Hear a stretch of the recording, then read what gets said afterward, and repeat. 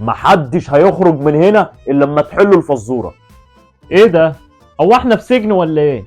يعني لو ما حليناش الحل هنفضل محبوسين هنا طول اليوم؟ انا مستعد اقعد هنا، المهم يكون في اكل. طيب ركزوا، الفزوره بتقول. ثواني يا حبايب قلبي، ما تنسوش تشتركوا في القناه وتفعلوا زر الجرس عشان اللي جاي دمار وموت شامل كمال العدد.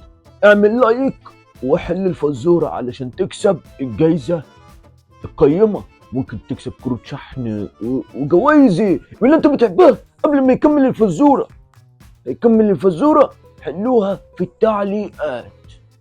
ماشي معاكم الحاجه حسنين، وربنا يوفقكم جميعا في الحل.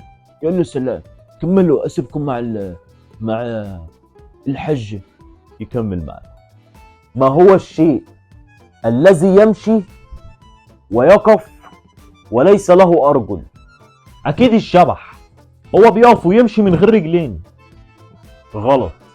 ممكن يكون الهوا، بيروح ويجي من غير رجلين. غلط.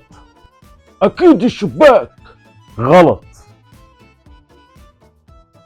هل في حد من اخواتي يقدر يحلها؟ السؤال هو: ما هو الشيء الذي يمشي ويقف وليس له أرجل؟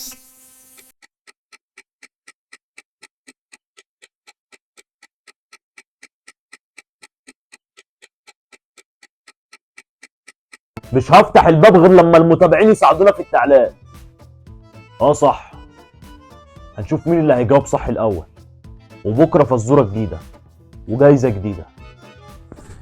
وما تنسوش تشتركوا في القناه وتفعلوا زر الجرس عشان يوصلكوا كل فيديوهاتنا الجديده. وما تنساش تعمل لايك. مش عايز تقول حاجه يا سفينه؟ لا، ما انت قلت كل حاجة، بس نسيت تقول لهم يعملوا لايك للفيديو.